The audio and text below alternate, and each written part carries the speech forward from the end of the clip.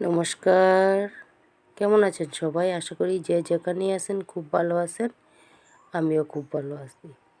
তো আজকে দিদির হেসেলে রান্না হবে মাশরুম।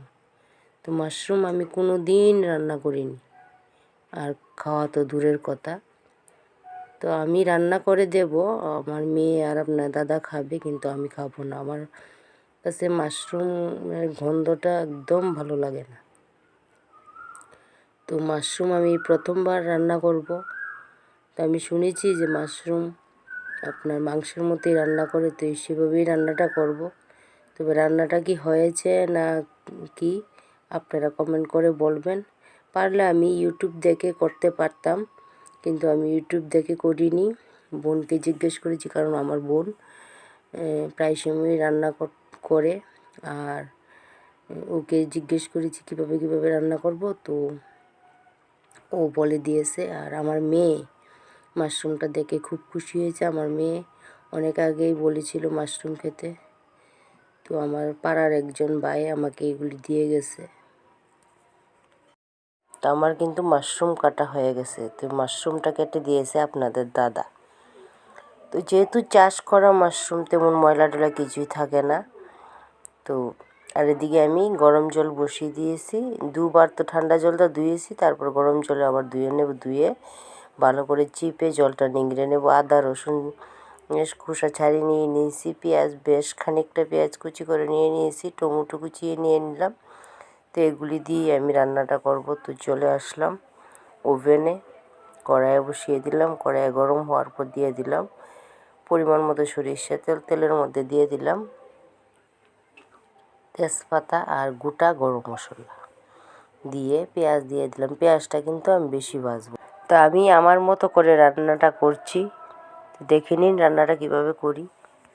যাতে পেঁয়াজটা আমি একটু বড় বড় করে দিয়েছি, যাতে মাশরুমটার সাথে মানে মিলে। আর পেঁয়াজটা আমি বেশি ভাজবো না, কারণ পেঁয়াজটা একটু কাঁচা কাঁচা রাখবো, যাতে ওরা খাবারের সময় মুখে পড়বে, খেতে ওদের ভালো লাগবে। কারণ আমি যতই সুন্দর করে রান্না করি, আমি তো খাবো না। আর খেয়ে তো আমি রিভিউ আপনাদের দিতে পারবো না যে এতটা পরিমাণে সুস্বাদু হয়েছিল, আপনারাও ট্রাই করবেন, খুব সুস্বাদু হয়েছিল, এই কথাটা আমি এই ভিডিওর মধ্যে বলতে পারবো না, কারণ আমি খাইনি। ওরা খেয়েছে, ওরা রিভিউ দিয়েছে, ওরা বলেছে ভালো হয়েছে। তো পেঁয়াজটা আমি কিছুক্ষণ ভেজে নিয়ে দিয়ে দিলাম আদা আর রসুনের পেস্টটা, দিয়ে মিক্সি জারটা ধুয়ে জল দিয়ে তারপরে কিছু গুঁড়ো মশলা অ্যাড করব। গুঁড়ো মশলার মধ্যে আমি ব্যবহার করব ধনিয়ার গুঁড়ো, জিরের গুঁড়ো, শুকনো লঙ্কা ঝাল শুকনো লঙ্কার গুঁড়ো, হলুদের গুঁড়ো দিয়ে সব মশলা আমি সুন্দর করে কিছুক্ষণ সময় নিয়ে কষিয়ে নেব। এই দেখেন আমি দিয়ে দিলাম মিক্সি জার, মানে জারটা ধুয়ে একটু জল, কারণ এখন আমি গুঁড়ো মশলাগুলো অ্যাড করব, যাতে মশলাটা পুড়ে না যায়।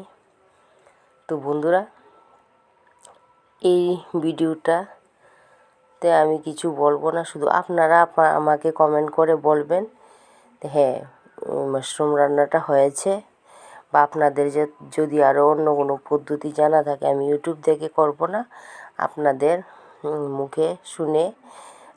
আমাকে বলেছে আমাদের পাড়ার যে ভাই মাশরুমগুলি দিয়েছে, সে বলেছে আরও একদিন দিবে, কারণ ও চাষ করে।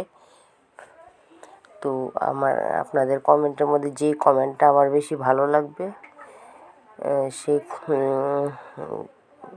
রেসিপিটা আমি পরের ভিডিওতে, মানে আরেকদিন যদি দেয় সেরকম করে রান্না করব। তবে এখানে আমি একটা কথা বলবো, আমি কিন্তু টমেটো দিয়ে সব কিছু কষিয়ে নিচ্ছি ভালো করে। তো এখানে আমি একটা কথা বলবো, আমি অনেকের মুখে শুনেছি যারা আগের দিনে আমার দিদা ঠাকুমারা কিন্তু মাশরুম খেত। এদিকে মাশরুমগুলো কিন্তু আমি গরম জলে ভালো করে আরও একবার ধুয়ে তারপরে জলটা কিন্তু নিংড়িয়ে একদম চিপে চিপে নিয়ে নিলাম। হ্যাঁ, আমার দিদা ঠাকুমারা যে বলতো হয় আমরাও এগুলি খেতাম, কিন্তু ওইগুলি তারা খেত চাষের না, সুপুরির মতো হয় না, সুপারির মতো ছোটো নিচে দিয়ে একটা ডান্ডা থাকে সুপারির মতো, একদম গুল গুল একটু শক্ত শক্ত, তারা ওইগুলি কুড়িয়ে এনে খেত। কিন্তু তারা আবার রান্না করতো সিমের বিচি দিয়ে, পেঁয়াজ রসুন দিত না, পাঁচফোড়ন দিয়ে রান্না করতো, কিন্তু সিমের বিচি দিত, গরম মশলা দিত, ওইটা বলে বেশি ভালো লাগে। তো আরেকদিন এখন তো সিমের বিচি আমাদের কাছে হচ্ছে শুকিয়ে নেওয়ার পর যদি শুকিয়ে যাওয়ার পর দিয়ে যায় আমার ভাইটা, যে ভাইটা বলেছে দিবে আবার, তখন আবার ওইভাবে রান্না করব। তো আমি কিন্তু মাশরুম দিয়ে আরও কিছুক্ষণ সময় নিয়ে কিন্তু সব মশলার সাথে আরও কিছুক্ষণ কষিয়ে নিলাম। কষিয়ে নিলে দিয়ে দিলাম এখন একটু জল। তো এটা আমি যেহেতু গামাখা করব, আমি জলটা বেশি ব্যবহার করব না। তো এখন একটু রান্না করে কিছুক্ষণ সময় নিয়ে রান্না করে একটু শুকিয়ে গেলে ঝোলটা, তারপরে একটু যেহেতু আমি ফোড়নে আস্ত গরম মশলা ব্যবহার করেছি, আমি একটুখানি গুঁড়ো মশলা ব্যবহার করব। আমার মাশরুম রান্না প্রায় হওয়ার পথে। আমার মনে হয় এটার মধ্যে একটু চিনি দিলে ভালো হয়, তবে আপনার দাদা তো সুগার, আপনার দাদা আবার এটাও শুনেছি সুগারের জন্য মাশরুম খাওয়াটা ভালো। তো তার জন্য আমি চিনিটা দিলাম না। দেখেন আমি দিয়ে দিলাম একটু গরম মশলার গুঁড়ো। তো আমার মাশরুম রান্না একদম ডান। তো আমি আবারও বলছি, আমার রেসিপিটা কেমন হয়েছে আপনারা কমেন্ট করে বলবেন। তো এখন আমি কড়াইটা নামিয়ে নেব, নামিয়ে তারপরে একটি সার্ভিং বলে সুন্দর করে সার্ভ করে নিয়ে নেব। তো আমি ফাইনাল লুকটাও আপনার দেখাচ্ছি। হলো মাশরুম রান্নার ফাইনাল লুক। আমি কিন্তু কোনো রকম রেসিপির মধ্যে কাশ্মীরি লঙ্কার গুঁড়ো দিইনি, এমনিতেই সুন্দর কালার এসেছে। তো আমি সার্ভিং বলে নিয়ে নিচ্ছি।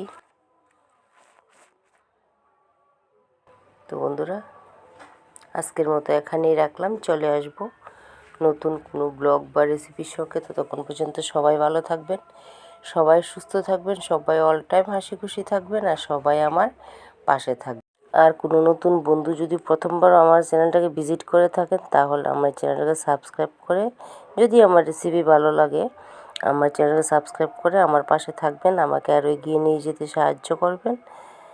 আর পাশে থাকা বেল বাটনটিকে অবশ্যই অন করে রাখবেন।